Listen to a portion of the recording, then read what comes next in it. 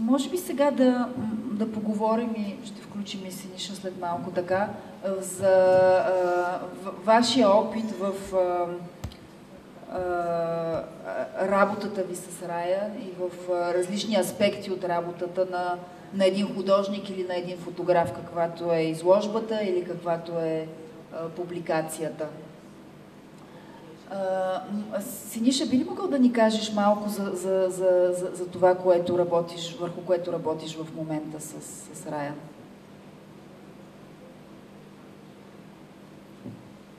Currently, I'm working on a book with Ryan that actually catalogs the entire road trip series. So Ryan has been doing these trips for 5 years, and ever since he started, he wanted to catalog the entire experience of them. So the book that we're working on does that, but obviously it does it in an edited form because Ryan takes thousands of photographs. And I guess he takes thousands of photographs, and then he has this editing process where he edits down to, I don't know, 50 to 100 that he wants to show, but then the book actually needs to be edited down more because it just needs to be a much more concise product. And working with Ryan is a very particular process because he is very meticulous about everything, but he also has a very demanding schedule, so you get very short kind of spurts with him, but they're always very significant. He always has really great things to add, and he's a really generous collaborator, so it's always really great working with him. And the first time I ever saw Ryan's book was in a book, and one of the first books he made, which was with Index magazine, which is a very short-lived magazine in New York. And I think it's resonated with me ever since, and I've wanted to work on something with him ever since. Ще покажете ли в каталозите снимки, които не са били показвани, не са били принтирани и не са показвани в изложби? Някои от тези стотици и хиляди снимки, които са били редактирани и всъщност не избрани до сега? I don't think so. I think it will mostly be exhibited photographs, things that he's actually made prints of. I think he has made some books which are like that. We have one here, which is this zine he made with Purple Magazine, which is kind of this outtakes. So he does see those as an important part of his work, but they don't really make it into a catalog of this kind of significance.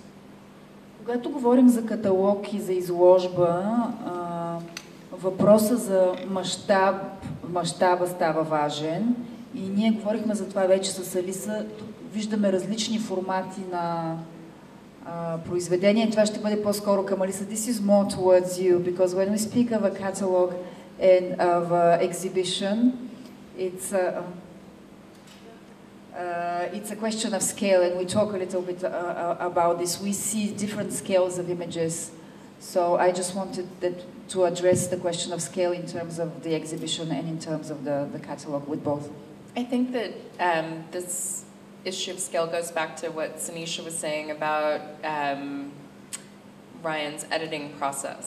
So after he does a series with, sometimes on one shot there will be 1,500 shots that have been taken until he sort of distills it down to one image. And then he takes that image and he prints it in every conceivable size that he works in. And there are about 5 sizes. So from very small to very large, he'll print it in all sizes. And he'll have a meeting called the all-size meeting. and you will go into the studio and see each image in every possible iteration, so printed.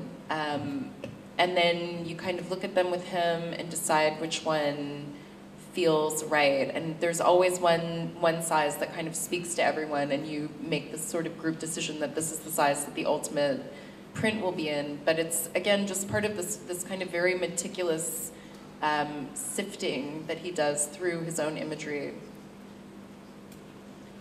Този въпрос поставя ли се по някакъв начин и когато се работи с каталога?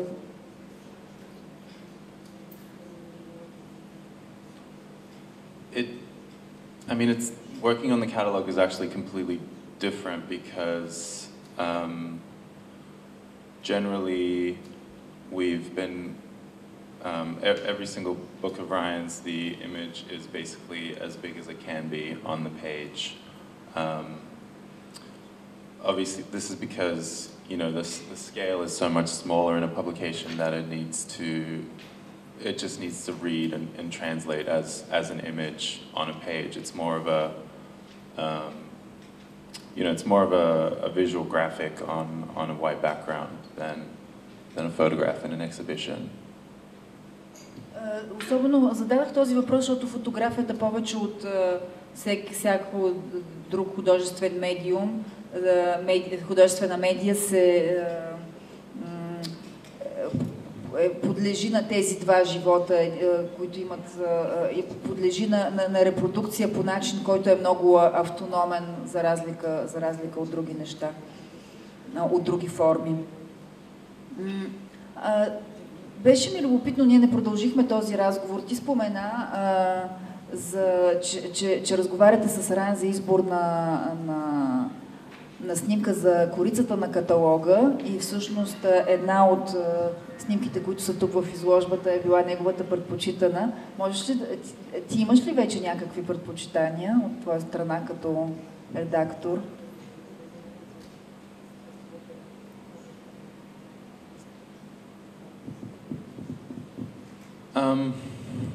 I don't have any specific preferences, but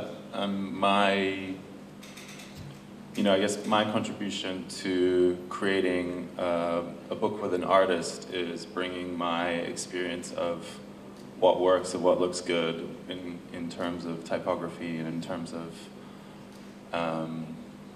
a visual flow. And I guess with an artist, you always come to disagreements about what works and what doesn't work because they might have a specific connection to an image that I wouldn't have. But Ryan is generally, a great collaborator, and he always takes on everyone else's opinions as well and considers them. So with the last book that we did, which was another book by Rizzoli, but it was more of a retrospective of his entire career from the early 2000s or the late 90s up until 2012, and it showed the earlier New York photographs, and it showed some of the road trips, and it showed the studio photographs as well. And we would always just go back and forth on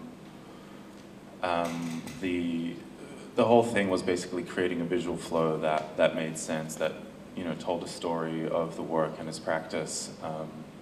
And we went through it maybe about 20, 30, 40 times. He would come over, I would go over to his studio, and it would change significantly every time, but he's always open to it. So for the cover, I don't know what it will be.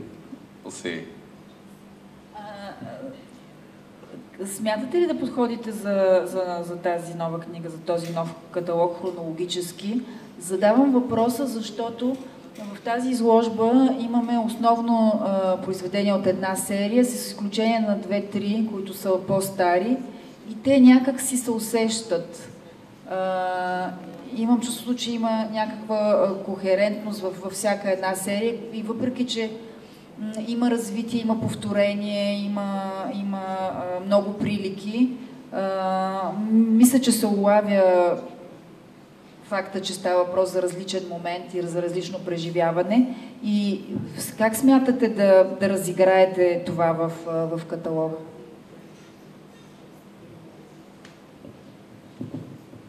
We're not really thinking about it chronologically because it's the entire road trip series. I think that, again, it'll be about creating a visual flow that tells a story, and each image will basically speak for itself too. But yeah, I agree. There is a coherence to each series, but I think you can break that and it still makes for a great narrative. Аз бих предложила да вземем малко въпроси от публиката. Аз мога да продължа, но сред вас със сигурност има хора, които се интересуват и от конкретни аспекти на фотографската работа, свързани с излагането, свързани с начина, по който тази работа циркулира в пространството, чрез репродукции, чрез каталози, чрез... Не знам, всъщност свободни сте да задавате каквито въпроси искате и аз бих ви поканила да се престрашите и да... Мисля, че имаме наистина възможност да сме не със самия художник, но с хора, които познават добре работата и процеса на работата и всичко, което фотографската работа включва не в самия процес само на правене, но в процеса на социализирането на тази работа, на това тя да стане видима и достъпна по различни канали. Така че бих ви окуражила да се възползвате и да зададете въпроси.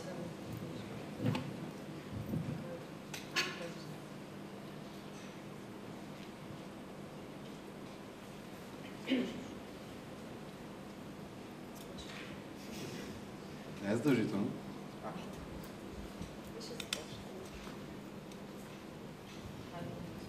Казвам се Ангел Куцев и искам да питам кое смятат като негово така най-интересно качество, което той използва и като творец се различава от всички останали. Защо има такъв успех в съвременната фотография?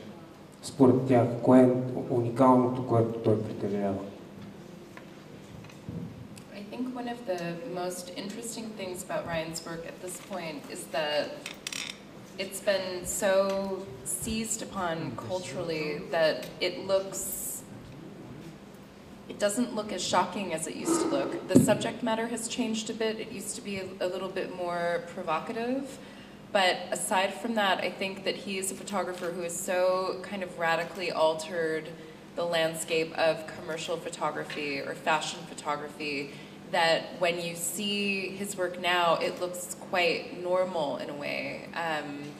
And that's sort of his influence, is the cultural influence and the cultural reach that he has had, is that the stylistic flourishes that at one point were specifically Ryan McGinley now look quite natural to us. And it really speaks to the way that his work has been, you know, sort of appreciated and disseminated and in a way absorbed culturally. Like it looks a bit familiar, I think, which is sort of a testament to his power as a photographer. For me, it's, I guess, how much he brings people in to his work, you know, by casting people and taking portraits and taking all these photographs of people. These people, as Alyssa said, become a part of his family. The early photographs were all of his friends, and all of these later photographs are all, you know, basically strangers that become friends, but they also become just known faces, known figures to the rest of us, and even in the way that we create books together, you know, everything's a part of a family. So I think it's the way that he brings people in and lets people kind of be a part of his work as much as he is.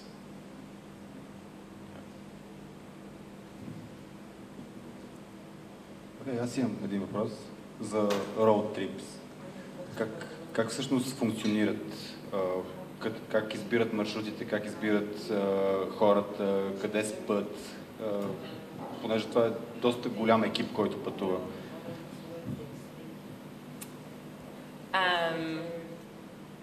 I think there's always kind of an idea that Ryan will have a basic idea of what kind of landscape he wants to capture in the road trip series. So the most kind of specific example I can think of is the road trip series that he did that's titled Moon Milk, which are these photographs that were taken with colored gels that are mostly, a lot of them are in caves. And when you see the series, you know right away, it's the most extreme example, you know right away that that's a moon milk photograph. With this series that you have, which is from 2013, a lot of them were from grasslands or marshes.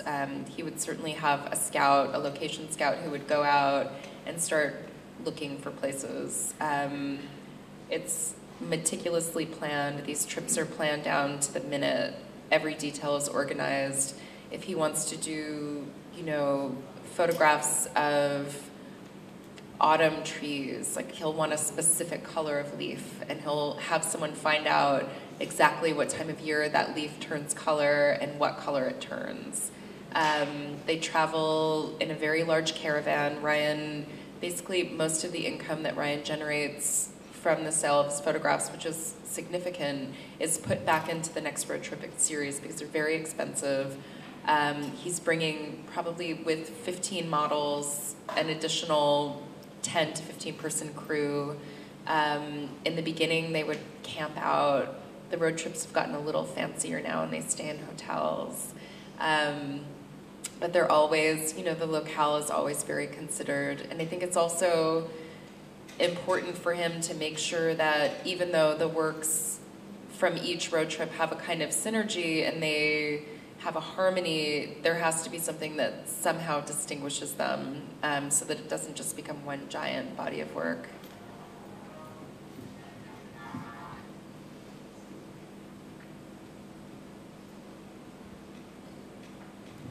Окей, още някой?